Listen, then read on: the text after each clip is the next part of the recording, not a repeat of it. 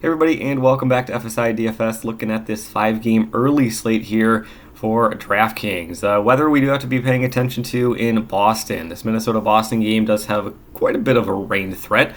I'm hoping that it's big enough where they're just going to postpone the game early on and we don't have to worry about, do we throw in the Minnesota bats? Do we throw in Pablo Lopez?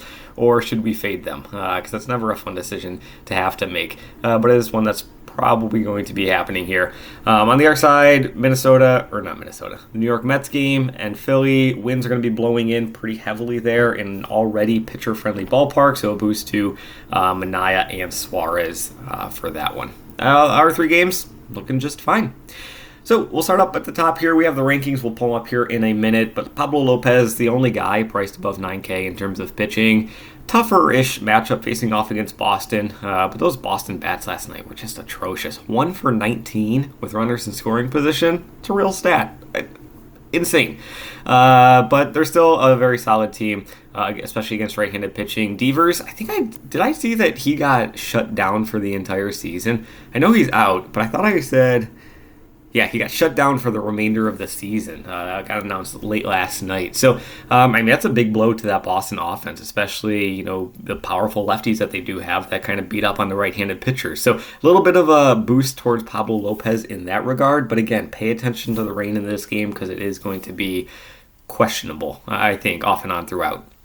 After him, I kind of ranked this mid-tier like Bradley to Fried, all within 1K of one another. Fried's the most expensive and probably the guy I have the most interest in. He's just got this phenomenal matchup facing off against Miami. And we know that Miami against left-handed pitching is arguably one of the worst teams in all of baseball. The numbers kind of back it up as well. So definitely going to have Fried as my favorite in this mid-range zone, but it's not any knock to Manaea. This guy has been incredible. I don't know what happened. I've mentioned this in previous videos. I don't know what happened at the All-Star break, but he is just amazing at this point in time. The strikeout rate is through the roof for him. ERA, whip, swing, strike rate, everything is going in his favor.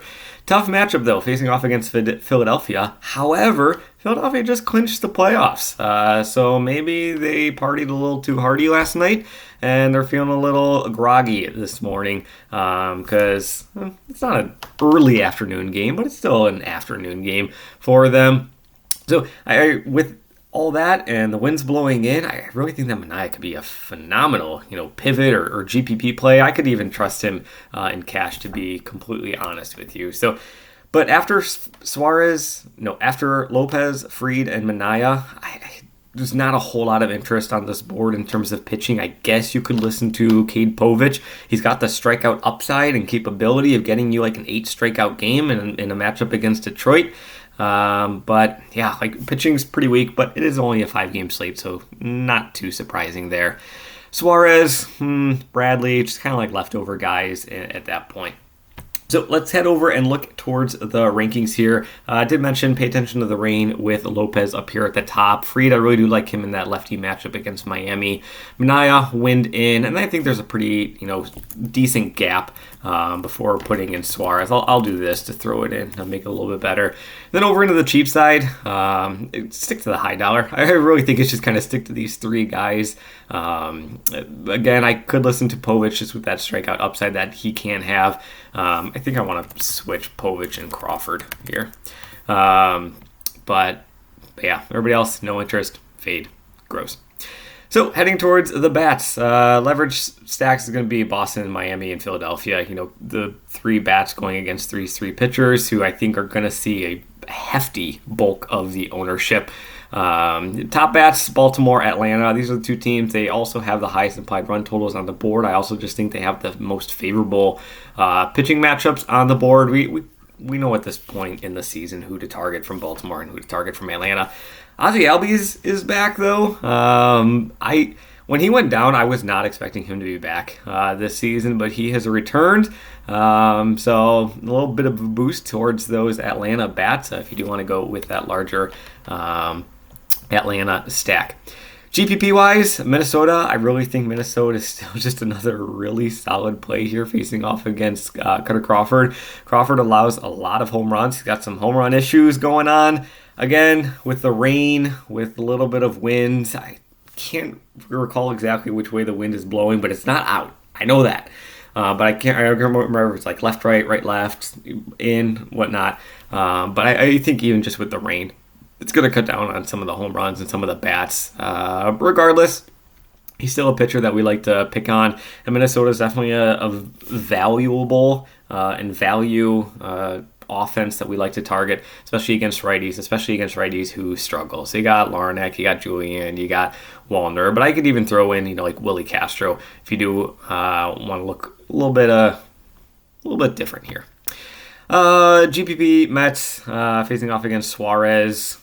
It's more so like a gap. Like the wind is in City, and it's already a pitcher's park. You don't really want to play too many bats there. But again, who else are you going to go to at this point in time? It's only a 5-game slate, and I feel like Baltimore, Atlanta are going to see a lot of ownership. Here's your leverage stacks. Yeah, leverage kind of goes in with GPP at the same time too. So heading over to the cheap tier, Detroit, really the main team that I would have interest in. Tampa Bay, I guess, is in there, but man, those Tampa Bay bats are just...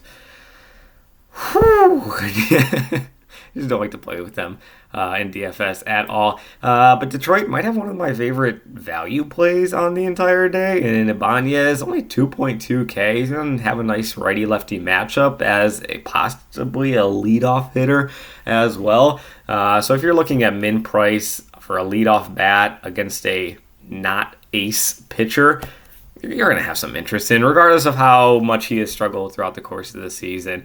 He still has the possibility of getting on base. So we like that. So I feel like that's kind of covering where the slate breaks down.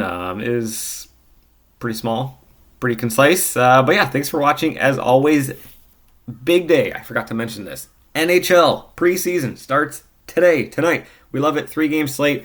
So you'll be finding me in the lobbies. Hope to see you guys there. If you want any assistance with it, preseason, especially in hockey, I think there's a massive edge because you get those superstars that aren't going to be playing. And there's also, there's also teams that will be playing like all their stars facing off against teams that like aren't playing any stars at all. So you're definitely going to be getting some matchup disadvantages. But yeah, come check us out. I'm going to be running the NHL season again here once again. So hope to see you. Links down in the description below. Good luck in your contest in MLB and NHL tonight. And all those are sports that you do play. And we'll see you in the next one.